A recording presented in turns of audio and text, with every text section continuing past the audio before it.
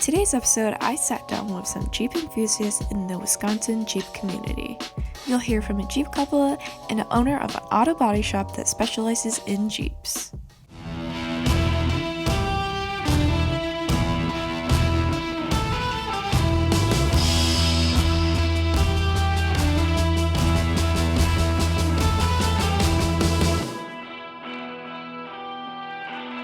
I'm Jenny from Badgerland Offroad here in Elkhorn, Wisconsin.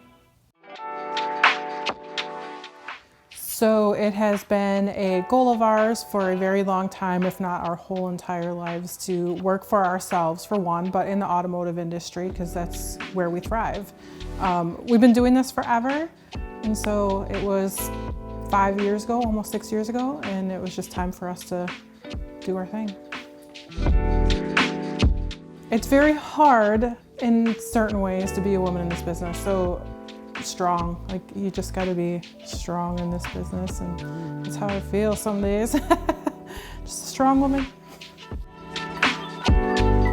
You know, Jeeps were always a thing. They were always around and they were always fun, and you always knew someone over the years that off-roaded one or mudded one. But I didn't get heavy into actual Jeeps until probably like 2008-ish when I picked up my first CJ off the side of the road for a few $100. And then it just kind of spiraled downhill from there.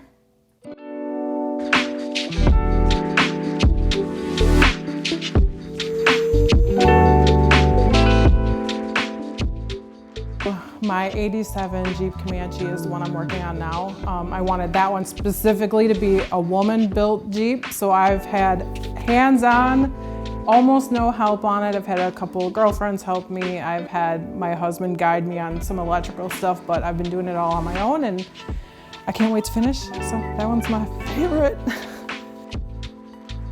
The MJ in itself is unique. You don't see many of them on the road anymore. You know, they quit making them in like 90, 91-ish, something like that.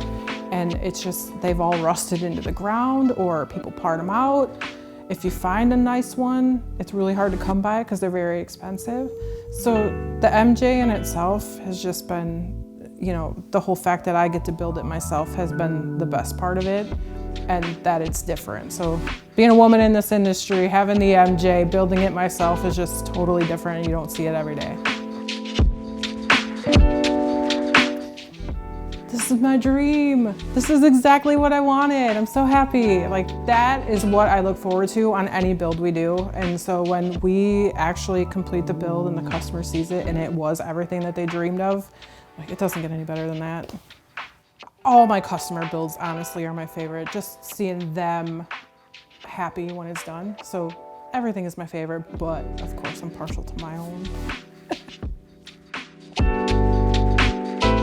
My off-road Jeep is heavily modified. I specifically off-road that Jeep. I don't road drive it much, but everything has served a purpose on that Jeep, from axles to roll cage in it. So yeah, it's crazy.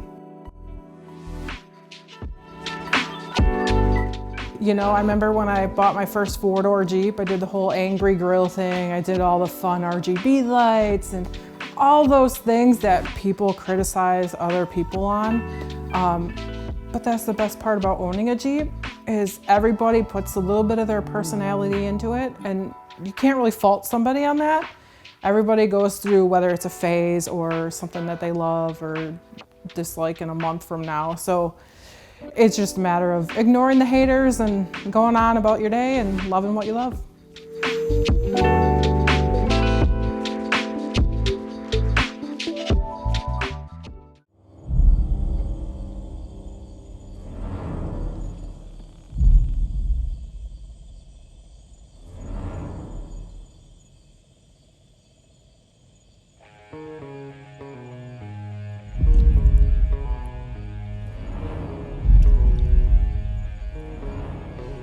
Anybody hear that?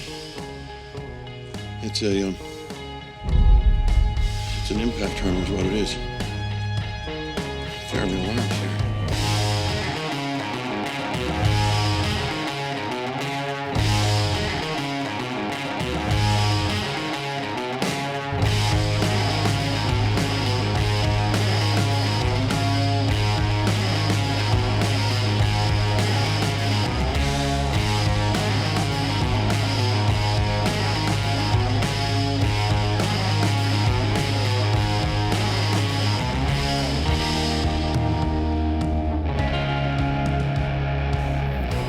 Yeah, we actually met on Tinder, and that's why we swiped right, because we saw the common interest was Jeeps. Well, you dragged me more into Jeeps. 'Cause Yeah. I'm originally a GM guy, so Blazers and Suburbans and old square body pickups, and I just acquired more Jeeps. As he fell in love with me. Yep. Good excuse. It's like a magnet when you get one, then all of a sudden you have 5. We always wanted the wedding ceremony to be at our house. I mean, this is where we spend our lives, and like, it's a beautiful property, and well, we have the Jeeps to spare to spread around and make it kind of a Jeep themed wedding, I guess. So there were just like little Jeep hints here and there, but not overly gaudy either. We just got more involved with as being us, because yeah, the Jurassic Park Jeep was the first project, putting that together, and then getting the Army Jeep from your uncle was another thing together, and then of course then the big brown Love Jeep was an important thing together, and it just kept developing over time.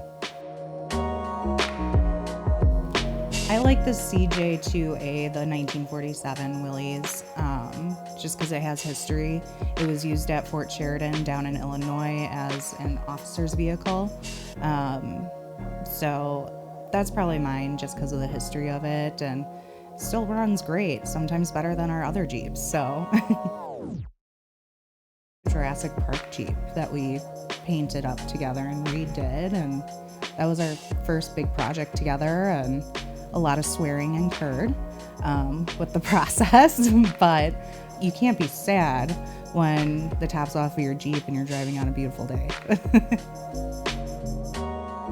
While they all might live in different parts of Wisconsin, they all have something in common: Jeeps.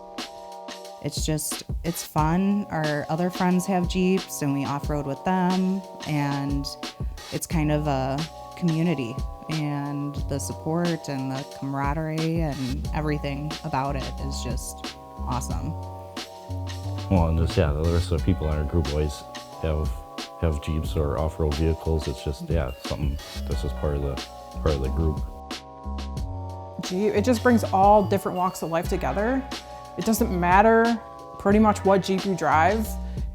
It's just, hey, you own a Jeep. That's awesome. I love your Jeep. Jeep wave. That kind of stuff. It's just, why wouldn't you own a Jeep?